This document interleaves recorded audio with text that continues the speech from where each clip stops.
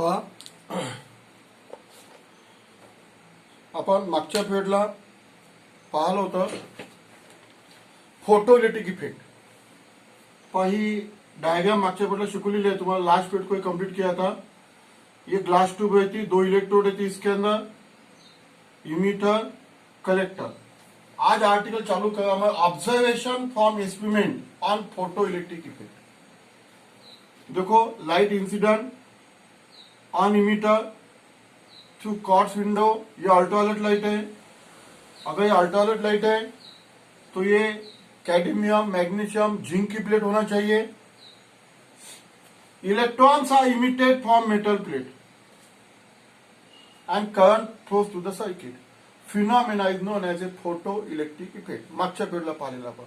Phenomena is known as a photoelectric effect. देखो, आज चालू करें अपन ऑब्जर्वेशन. ऑब्जर्वेशन है 6-7 उसके.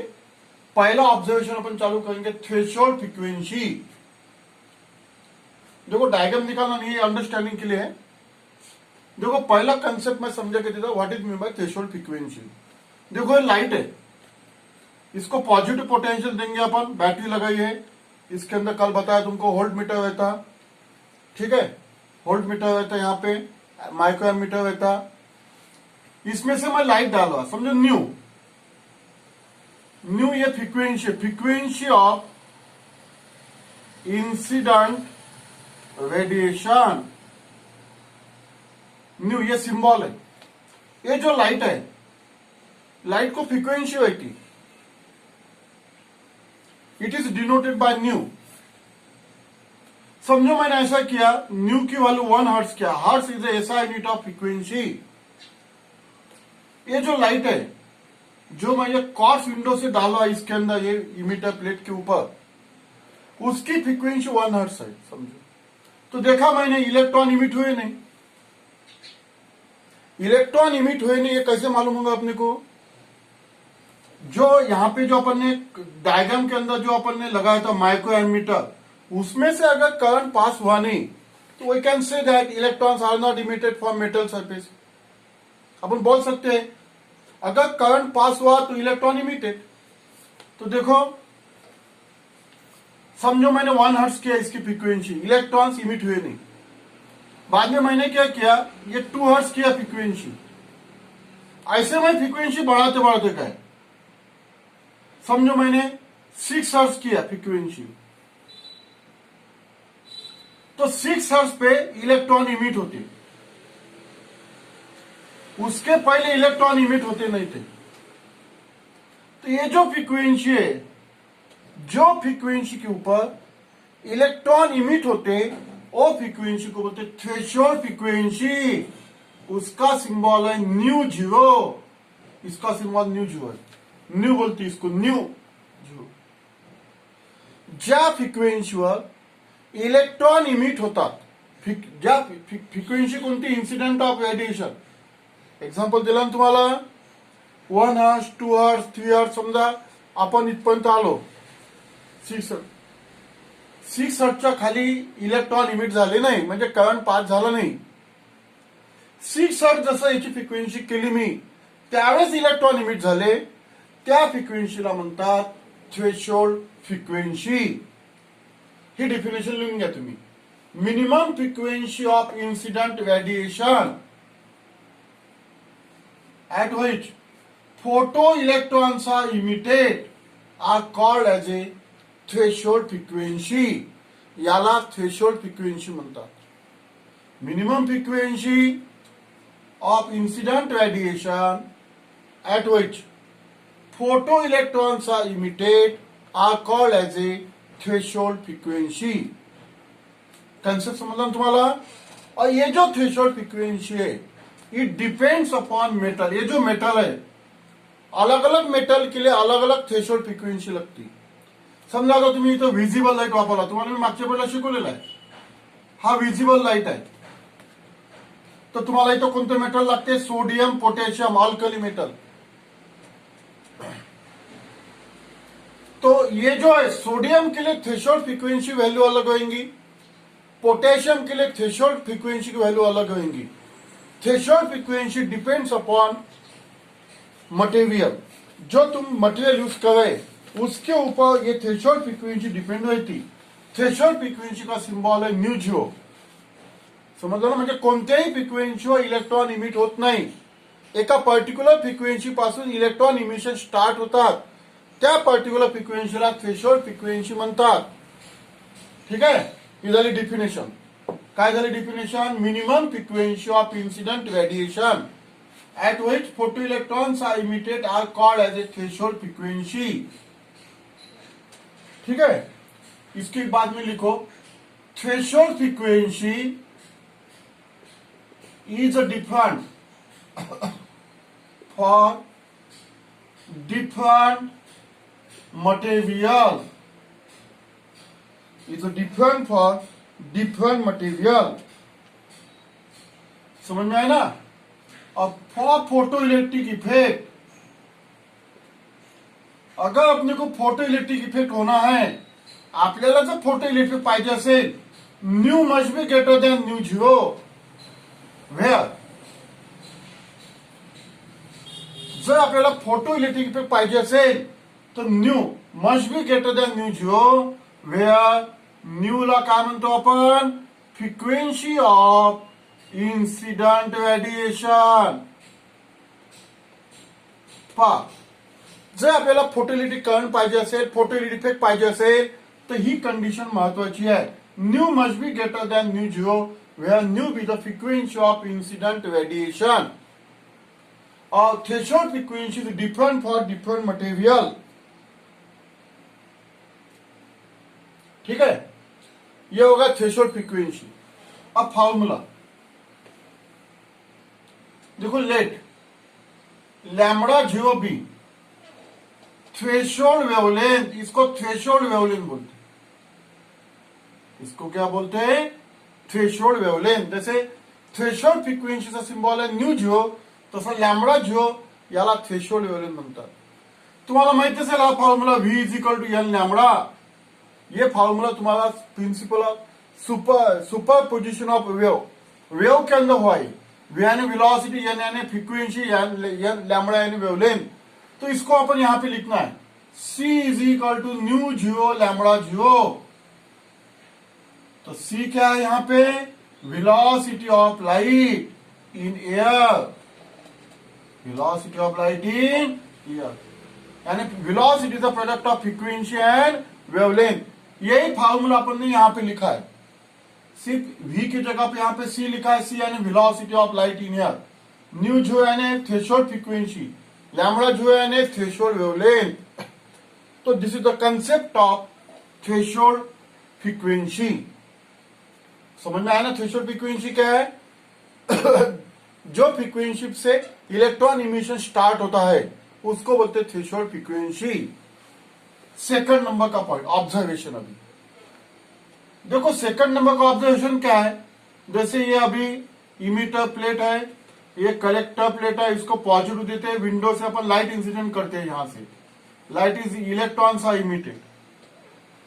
तो उसका कैसा है कि लाइट इंसिडेंट हुआ कि इलेक्ट्रॉन्स स्टार्ट इमिशन हुआ. Electrons are emitted from metal plate, यानी उसके अंदर टाइम लगेगा नहीं इलेक्ट्रॉन बाहर निकलने के लिए. समझ में आया ना? It is a instantaneous process. Instantaneous यानी स्पॉन्टेनियसली इलेक्ट्रॉन बाहर निकलेगा. 10⁻⁹ सेकंड लगता. इतना ये टाइम बहुत कम है. Within the time 10⁻⁹ second. Light is incident on metal surface, electrons are emitted from metal surface. कुछ भी टाइम लगने वाला नहीं है. समझ में आया ना? There was no time lag. There was no time lag between incidence of light and emission of electron. यानी कुछ भी टाइम लगने वाला नहीं है. लाइट इंसिडेंट होगा, एक इलेक्ट्रॉन बाहर निकला, within the time of 10⁻⁹ second. ऐसा हो. यानी ये जो फोटो करंट है, दी फोटो करंट क्योंकि इलेक्ट्रॉन यहां तक पहुंचा, इसको पॉजिटिव पोटेंशियल है, positive potential attract the negative charge electron और करंट पास हो जाता। इतने टाइम में करंट पास हो जाता, 10⁻⁹ सेकंड। फोटोकॉन स्टार्टेड साइमल्टेनियसली, तो इंस्टेंटेनियसली बोलेंगे अपन, इंस्टेंटेनियसली।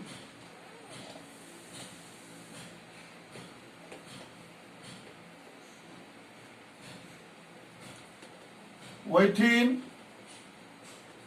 10⁻⁹ सेकंड, ऐसे लिख लो लगे तो point. Photocurrent started instantaneously within 10⁻⁹ second on shining radiation on metal surface.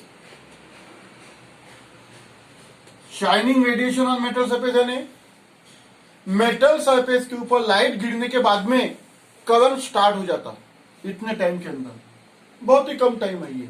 And it is a instantaneous process, यानी ये जो क्वार्ट्ज विंडो है इसमें से जो लाइट गिरने वाला है ये इमिटर प्लेट के अंदर और ये कलेक्टर प्लेट के अंदर, light incident on emitter plate, electrons are emitted from metal surface.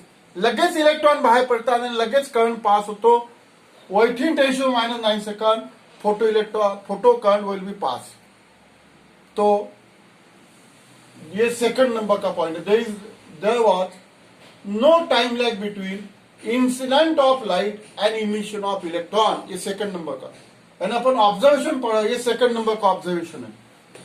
अब थर्ड नंबर का ऑब्जर्वेशन देखो, थर्ड नंबर का ऑब्जर्वेशन क्या है? इमिटर प्लेट, कलेक्टर, इसमें से लाइट अपन डालो। अब क्या देखो, ये थर्ड नंबर का जो ऑब्जर्वेशन है इट इज अबाउट इंटेंसिटी के बारे में है। इंटेंसिटी, ये थर्ड नंबर का पॉइंट है, इंटेंसिटी। देखो इसके ऊपर अपन लाइट इंसिडेंट कर रहे हैं। अब क्या करूंगा मैं? फ्रीक्वेंसी कांस्टेंट रख दूंगा। क्या रख दूंगा मैं? Frequency, keeping frequency of incident radiation constant.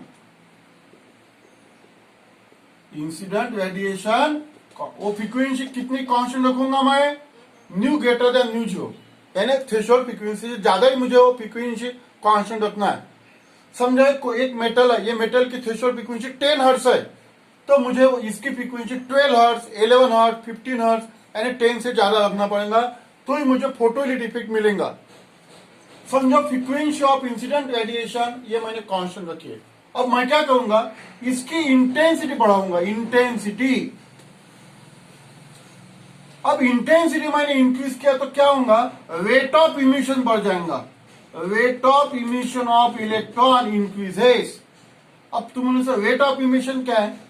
समझो हर पहले सेकंड के अंदर उसमें 50 इलेक्ट्रॉन पर सेकंड इमिट होते थे, बाद में 60 इलेक्ट्रॉन पर सेकंड इमिट हो जाएंगे। यानी जैसे जैसे मैं इंटेंसिटी बढ़ावा वैसे वैसे रेट ऑफ इमिशन बढ़ा उसका। रेट ऑफ इमिशन यानी नंबर ऑफ इलेक्ट्रॉन इमिटेड पर सेकंड, समझ लगा? रेट ऑफ इमिशन का मीनिंग क्या है? समझो पहले सेकंड में 50 इलेक्ट्रॉन बाहर निकले, तो बाद में क्या होगा? दूसरे सेकंड में 60 इलेक्ट्रॉन बाहर निकलेंगे, 70 इलेक्ट्रॉन, बाद में 100 इलेक्ट्रॉन, तो रेट ऑफ इमिशन इंक्रीजेस। तो आपला तीसरा ऑब्जर्वेशन है। पहला ऑब्जर्वेशन कोणता था? Threshold frequency. दूसरा ऑब्जर्वेशन मतलब टाइमिंग के बारे में था, और तीसरा ऑब्जर्वेशन ये है। तो देखो, intensity increases, rate of emission increases. ठीक है, तो रेट ऑफ इमिशन इंक्रीज होगा तो ज्यादा इलेक्ट्रॉन यहां पे पहुंचेंगे, तो करंट ज्यादा पहुंच जाएगा, यानी करंट जो है करंट बढ़ जाएगा, फिर करंट इंक्रीजेस। समझ में है ना? Now, if intensity gradually increases, then photocurrent also increases. photocurrent बढ़ जाएगा क्योंकि रेट ऑफ इमिशन इंक्रीज हो जाएगा, ज्यादा इलेक्ट्रॉन यहां पे पहुंचेंगे तो ज्यादा करंट पास होगा। तो ये ग्राफ निकालना है तुमको। एक्स एक्सिस पे इंटेंसिटी और वाई एक्सिस पे फोटो करंट। ये जो ग्राफ है ये तुमको स्ट्रेट लाइन ग्राफ मिलेगा। ये ग्राफ कौन सा मिलेगा? Straight line. क्यों स्ट्रेट लाइन मिलेगा तुमको? क्योंकि intensity increases then photo current also increases. क्योंकि इंटेंसिटी बढ़ाने के बाद में इलेक्ट्रॉन की संख्या ज्यादा बढ़ती है, यानी rate of emission also increases, तो फोटो करंट बढ़ जाएगा। Straight line graph indicate that intensity of incident radiation is directly proportional to photo current. ये तीसरा ऑब्जर्वेशन है। यानी फ्रीक्वेंसी भी कांस्टेंट, तुम लगे तो ऐसा और लिख सकते, frequency of incident radiation constant and potential, उसको अपन एक्सेलेटिंग पोटेंशियल भी बोल सकते। एक्सेलेटिंग पोटेंशियल केप कांस्टेंट, यानी जो अपन कलेक्टर पे पोटेंशियल देवे पॉजिटिव पोटेंशियल, वो भी कांस्टेंट रखना है तुमको, वो बढ़ाना नहीं है। फ्रीक्वेंसी भी कांस्टेंट रखना है, इंटेंसिटी बढ़ाना है। अगर इंटेंसिटी बढ़ाई तो ज्यादा से ज्यादा इलेक्ट्रॉन मेटल प्लेट से निकलेंगे, और इसलिए ज्यादा इलेक्ट्रॉन अगर मेटल प्लेट से निकले तो करंट भी बढ़ जाएगा, तो इसलिए फोटो करंट आल्सो इंक्रीजेज। ये ग्राफ निकालना, intensity is directly proportional to photo current. तो this is the third observation of experiment of photo electric effect. 3 observation देखे। पहला observation threshold frequency, second observation देखा अपन ने टाइम का, और तीसरा ऑब्जर्वेशन देखा अपन ने इंटेंसिटी।